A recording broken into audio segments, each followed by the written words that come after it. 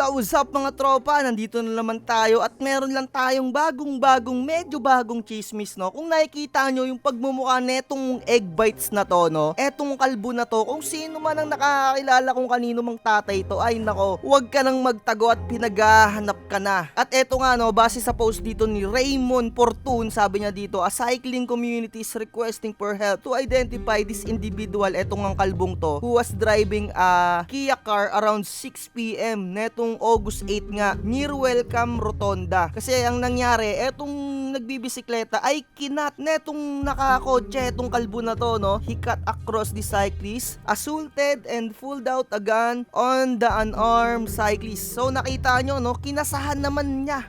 Tilintik mo naman talaga yabang netong kalbong to, no? Dapat makakulong to. At sana naman sa mga LTO ay isama nyo na sa checkpoint etong mga kotse, kung sino man tong mokong na to, no? Hindi natin alam, baka government employee pa to si Mokong no? Ito yung detalye, no? Base sa salaysay, yung cyclist, nag-file na daw siya ng criminal charge, kaso nga lang hindi nakuha yung license plate. Syempre sa takot. Ikaw ba naman sa takot niyan? Syempre unahin mo pang umalis. Buti na lang merong video. At eto nga yung car plate number, no? ULQ802. Kung sino man nakakaalam at eto yung plaka, ipagbigay nyo na dito, no? Mag-comment na lang kayo dyan sa comment section natin or kahit dito kay Raymond Fortun. Baka nga lang pinalitan na yung plaka neto ni Kalbo. At eto, no, Sedan 2013 Kia Rio. Ayan, no, yung chassis number. Ayan, parang meron nang nag-check sa LTO. I already have the name of the registered owner and address. Ayun. So sana kuya cyclist, no, makita mo rin tong post na to at ipagbigay alam nyo na rin. At papanoorin natin ng mabilis yung clips dahil clips lang talaga. Buti merong nagbibideo, no. Eto, no, kitang-kita talaga netong motorista na kinakat talaga yung cyclist, na kitang-kita nyo naman nandun sa bike lane. So play na natin.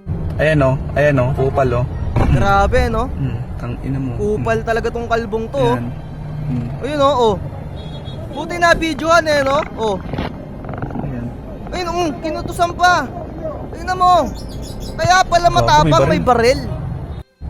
Grabe, no? Kaya matapang may baril. Kung walang baril, ewan ko na lang. Baka kung ako ay hampas ko yung bike ko dyan sa kalbo na yan, ganyan-ganyanin ka. Wag lang talaga may baril. Nako, hindi na patas ang laban niya. Kamao lang. No, sino man nakakilala dito sa kalbong to, no? Pagbigay alam nyo na lang. Ayun lang, like, share, subscribe. Bye-bye.